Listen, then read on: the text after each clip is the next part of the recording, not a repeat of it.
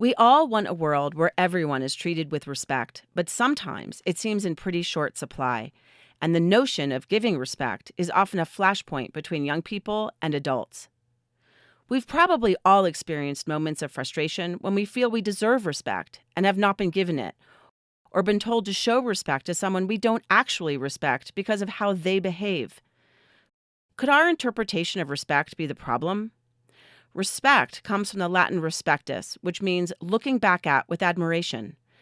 Respect is earned through actions we admire, not just because of someone's position. Young people are often forced to show respect to people they feel haven't earned it, specifically because they treat people badly, while adults feel it should be given no matter what. How do we bridge this gap? The answer is dignity, from the Latin dignitas, meaning to be worthy. While respect is earned, dignity is a given. It is an absolute. We all have the same worth, whatever our age, social status, or accomplishments. When we remember this, there's no conflict in treating someone with their rightful human dignity, even when you don't agree with their actions. Young people are living in a storm of disrespect.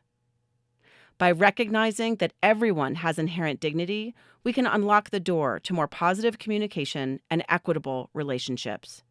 Dignity gives us calm in the storm of disrespect.